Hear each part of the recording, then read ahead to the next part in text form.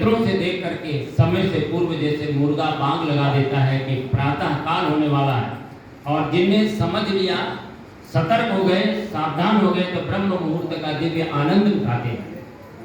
ऐसे ही परिवर्तन की स्थिति को युग ऋषि, देव ऋषि, दिव्य आत्माएं देखने में समर्थ होती हैं। गुरुदेव भी ऐसे ही महामानवों में हैं जिन्होंने दुनिया में आगे क्या होने वाला है इसे देख लिया है, और देखने के बाद उन्होंने पहले बता दिया है। अब आपको लगता होगा कैसे कैसे संभव है। आप रामचरितमानस में पढ़ते हैं, त्रिजटा में हनुमान जी की जानकारी, त्रिजटा को कोई नहीं। आगे क्या होगा ये भी पहले ही सब बता दिया, ऐसा होने वाला है, तुम चिंता न करो सीता जी, सब कुछ ठीक होगा और तुम यहाँ से वापस जाओगी, राम जी लेने आएंगे और रावण का विनाश हो जाएगा। इसी भूमि पर वही राम जो राजा राम थे, दशरथ नंदन राम थे, इसी भूमि पर आकर के उन्होंने संकल्प लिया था, निश्चयहीन करहु वही भुज उठाए प्रण की। संकल्प कर दिया एक युवा राम, 21 वर्ष के राम, और संकल्प को पूरा करने के लिए जब सुदृढ़ चरण दे दिया, कुछ भी नहीं असंभव होता। जब संकल्प लिए जाते, संकल्पों को जब साहस के सुदृढ़ चरण दिए जाते, राम जी ने संकल्प किया, उसे पूरा करने के लिए दृढ़ संकल्पित होकर कदम बढ़ाया, तो इस धरती पर राम राज्य की स्थापना हो गई थी। ऐसे ही युग ऋषि ने एक घोषणा किया, और युग ऋषि के साथ हमारे सूर्यदास जी की भविष्यवाणी सूर्य सागर की है। 1,900 के ऊपर ऐसो योग परे, सहस्त्र वर्ष लो सतयुग बीते धर्म की बेली पर। अरे मानुष तू क्यों न ध्यान धरे, काल चक्र से वही बचे जो हंस का ध्यान धरे। हंस वाहिनी जगदम्बा का अवतरण, कल की अवतार या प्रज्ञावतार या नवयुग का अवतार, इसी महामाया जगदम्बा गायत्री की दिव्य प्रेरणा से संपूर्ण धरती पर सद्बुद्धि का अवतरण होने जा रहा है। भगवान का निष्कलंक अवतार यही है, ज्ञान ही निष्कलंक। इसलिए ज्ञानावतार युग ऋषि ने जो घोषणा किया है वो साकार होने वाली है। ऐसा हो सकता है कि राम जी की सेना में जब थी, तो राम जी की सेना में भी ऐसा लगता था कि पता नहीं रावण की सेना कितनी बड़ी है और राम जी की, रावण रथी विरथ रघुवीरा राम। लेकिन इसके बाद भी जो ईश्वर की भवितव्यता थी वो साकार हुई है। इन दिनों यदि दुनिया बदलती नहीं है तो इस धरती पर महाप्रलय हो जाएगा। भौतिकता इतनी चरम सीमा पे बढ़ी, लोभ लोलुपता इतनी चरम सीमा पे बढ़ी कि हिरणाक्ष और हिरण्यकशिप का नाम हमने सुना था। इनके कारण से भोग वृत्ति और लोभ वृत्ति से महाप्रलय हुआ था। आज दोनों वृत्ति चरम सीमा पर है। व्यक्ति अपने स्वार्थ के लिए दूसरे पेट की रोटी को छीन के खाना चाहता है। ऐसी असुरता मनुष्य के मस्तिष्क में, जहाँ पर एक सीता एक द्रौपदी के चीर हरण की बात आई थी, असम्मान की नारी की बात आई थी, संपूर्ण धरती पर रातों दिन छपते हुए समाचार आप देखते हो। ऐसी परिस्थितियों में यदि ये बढ़ता रहा, संस्कृत मिटी अगर तो मानवता मिट जाएगी, और मानव यदि संस्कृत नहीं रही तो मनुष्य में पशुता आ जाएगी। फिर वो लकड़ी चीरने और आदमी को काट देने में दोनों में कोई अंतर नहीं समझेगा। यह दिन आने से पहले सावधान होना होगा, और इस दिन को आने के पहले दैवी सत्ता का इस धरती पर अवतरण होगा, अन्यथा महाविनाश सुनिश्चित है। और गुरुदेव ने लिखा कि महाविनाश अभी नहीं होने वाला है। इसको रोकने के लिए दैवी शक्तियां सक्रिय हो गई हैं, और वही दैवी शक्तियों का सक्रिय होना और सम्मिलित होकर के एकारूप लेकर के धरती पर आना ही अवतार होता है। उन सब अवतार लीला के क्रम में आप हम सभी हैं। जैसे राम जी के साथ रीछ बानर, यदि वो रीछ साधारण बानर पुल बांधे होते तो आज भी बानर पुल बना रहे होते, पर अब कोई बंदर पुल नहीं बनाता। राम जी की सत्ता से बंदरों ने पुल बनाया था। आज भी हम लोग सोचे कि हम युग बदल देंगे, तो हम नहीं बदलेंगे, लेकिन वो दैवी चेतना हम आपके माध्यम से ऐसा वातावरण खड़ा करेगी धरती में कि युग बदलेगा।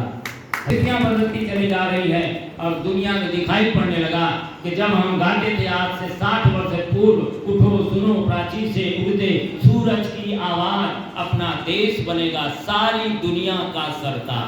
सपेरों का देश, भिखारियों का देश, पिछड़ा अविकसित देश, जिसके बारे में धारणा थी, आज सब कुछ निरस्त होकर के विश्व गुरु की धारणा सारी दुनिया की बनती जा रही है।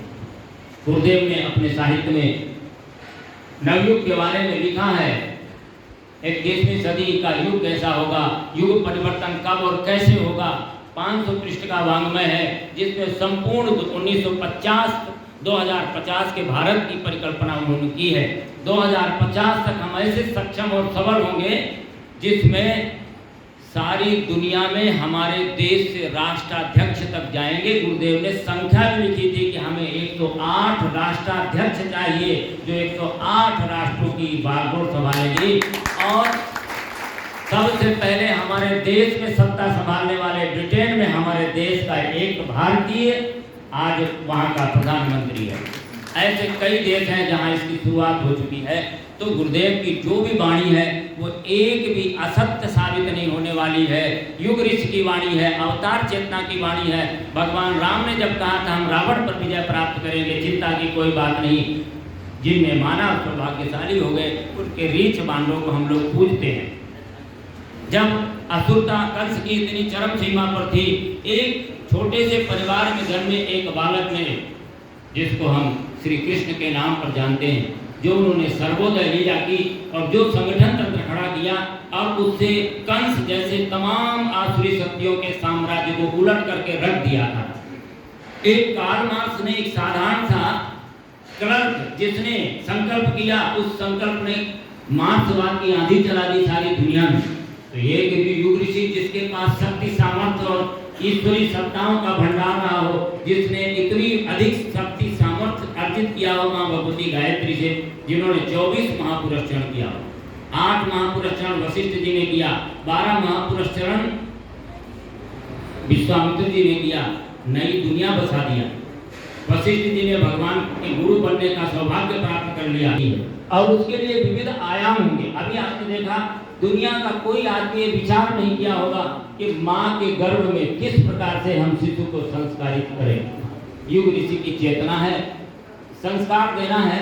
हमारे शास्त्रों में लिखा है, हमारे वैज्ञानिकों, हमारे मनोवैज्ञानिकों, आध्यात्म, समाज वेत्ताओं सबकी मान्यता है यदि संतान को संस्कारित जन्म देना है तो उसके पहले, ईसा मसीह तो कहते थे 100 वर्ष पहले तैयारी करनी चाहिए, पर हमारी दीदी ने कहा कम से कम 3 महीने पहले तो तैयारी करो। और इसके बाद माँ के गर्भ में जब शिशु आता है, किन सिद्धांतों नियमों का आपको पालन करना है कि आप कथा सुनते थे कि ध्रुव, प्रहलाद और अभिमन्यु ये सब माँ के गर्भ में सीख करके आए थे। तो ये कल्पना नहीं, साकार स्वरूप दिखाने का हमारी दीदी ने स्लाइड प्रोजेक्टर के माध्यम से आज ये सभी डॉक्टर्स की टीम है जिनके पास जाने के लिए हजारों रुपए फीस देकर के सब एमएस डॉक्टर तो आपके छोटे छोटे यहाँ हमारे जनपदों में 1-2 कहीं मिलते हैं, 4-4 एमएस डॉक्टर इस बात को सिखा रहे थे, समझा रहे थे, बता रहे थे। ये उसी ऋषि की चेतना है और हमारी बहनों ने उसको जितने अच्छी तरीके से आत्मसात किया है। और यदि समाज में कुछ चिंतन और विचारधारा को पहुंचा सके तो हम माँ के गर्भ से ही संस्कारवान पीढ़ी को जन्म देंगे। 90 वर्ष तक शिक्षण करें तो हम जो शिक्षण नहीं दे सकते हैं वो माँ के गर्भ में 9 महीने में दे सकते हैं। ये वैज्ञानिक प्रतिपादन है और ये मान्यता है, हमारी शास्त्रीय मान्यता है। इसीलिए नारी को देवी कहा गया है, देवी से ही देवता पैदा होंगे और मनुष्य को देवता कहा गया है। और उस परंपरा का पुनर्जागरण युग ऋषि की चेतना के द्वारा हुआ। दूसरा, बच्चे जो बड़े हो जाते हैं, विद्यालयों में जाते हैं, कॉलेजों में जाते हैं, आज सबसे अधिक नशा और व्यसन कॉलेजों में, विद्यालय महाविद्यालयों में हो रहा है। 55 से 60% बच्चे नशा करते हैं। आखिर उनकी इस प्रवृत्ति को रोकने के लिए क्या प्रयास किया जाना चाहिए? यदि हमने पहले से प्रयास नहीं किया तो फिर नई पीढ़ी को संस्कार हम कैसे दे सकते हैं? उसके लिए भारतीय संस्कृति ज्ञान परीक्षा 5वीं कक्षा से लेकर के पोस्ट ग्रेजुएशन तक अलग अलग कोर्स बनाया, अलग अलग सिलेबस तैयार कर दिया कि 5 क्या पढ़ेगा, फिर 6वीं में क्या पढ़ेगा, और ऐसे जो MSc MA तक पोस्ट ग्रेजुएशन तक ये जो बच्चा पढ़ता जाए उन किताबों को, तो समग्र धर्मशास्त्र उसको इतने वर्षों में सिखा दिया जाएगा। जब संस्कृति की मान्यता को समझेगा तब उसकी महत्ता को समझेगा। हमने अपने शास्त्रों को देखा ही नहीं, पढ़ा ही नहीं। आजकल तो ईसाई कल्चर में जाते हैं बच्चे, जहाँ पर अपने टेक्निक के आधार पर वो आपको नास्तिक बना देते हैं, और हमारा बच्चा नास्तिक बनकर के आता है। बड़े पैसे वाले जितने भी लोग हैं हाई एजुकेशन के लिए भेजा, और बाद में बच्चा इतना नास्तिक बन के आ गया कि घर दुखी हो गया, परिवार दुखी हो गया, संस्कृति का विरोधी बनकर के खड़ा हो गया। IAS IPS वही बनता है, तो हमारे देश की सारी योजनाओं को दूसरी दिशा में डाइवर्ट करता है। आज ये हमारी स्थिति बनती चली जा रही है। उसको रोकने के लिए कुछ करना होगा, सोचने से काम नहीं चलेगा। और ये सारा चिंतन गायत्री तीर्थ शांति कुंज हरिद्वार विश्व स्तर पर योजनाएं चला रहा है, 100 देशों में योजनाएं चला रहा है, और पूरे भारतवर्ष के गांव-गांव में इस योजना को चला रहा है। एक एक व्यक्ति को संस्कारित करने की, 6 अरब जनमानस की अंतर चेतना को प्रशिक्षित और परिवर्तित करने का संकल्प जिस व्यक्ति ने लिया हो, वो सामान्य व्यक्ति नहीं हो सकता है। व्यक्ति अपना घर नहीं बदल पाता, अपना परिवार, अपना जीवन नहीं बदल पाता, और एक वो ऋषि संपूर्ण दुनिया को बदलने का संकल्प कर रहा हो, तो कितनी बड़ी सत्ता से हम लोग जुड़ गए हैं। तो हम भी उनके सहचर हैं, अंग हैं, अवयव हैं, हम उनके साथी हैं, सहयोगी हैं, और जो सौभाग्य इस दुनिया को मिलने वाला है उस सौभाग्य को लाने वाले हम एक घटक बनकर के हैं। इसलिए विभिन्न आयोजनों के माध्यम से जितने भी आयोजन गायत्री परिवार के हो रहे हैं, जितने भी आयोजन हो रहे हैं, हम घर घर यज्ञ कराने जाते हैं, हम कोई कार्यक्रम करते हैं, कोई सभा करते हैं, उस सब के पीछे एक उद्देश्य है, मनुष्य में देवत्व का उदय और धरती पर स्वर्ग का अवतरण। बिना किसी उद्देश्य के भी हर आयोजन किसी उद्देश्य को लेकर होता है, और उसका उद्देश्य क्या है कि धरती पर नवयुग का अवतरण कैसे होगा। नवयुग का अवतरण का मतलब क्या है? अच्छे लोगों का संगठन कैसे बढ़ेगा, धर्म तंत्र से लोक शिक्षण की परंपरा को पुनर्जागरण हम कैसे करेंगे। ये सारी देखिए हमारे बीच में हमारे जो अतिथि परम सम्मानीय ग्रामोदय विश्वविद्यालय के निवेदन किया कि हम लोग थोड़ा देर हो गए हैं भारतीय संस्कृत ज्ञान परीक्षा के प्रचार प्रसार में, लेकिन शांति कुंज का निर्देश है तो हम चाहते हैं संख्या हो जाए। तो आदरणीय डॉक्टर रणवीर सिंह जी, प्राचार्य CIC, आपने तत्काल आदेश दिया पूरे विद्यालय के बच्चे बैठेंगे। एक बार में ही हमारे कोटे पूरे हो गए, 3 से 4 हजार विद्यार्थी आपने अपने ही विद्यालय से बैठा दिया। और दूसरे हमारे इंटर कॉलेज के जितेंद्र जी हैं जो हमारे संयोजक जिला के हैं, इनका कॉलेज है, इन्होंने भी पूरी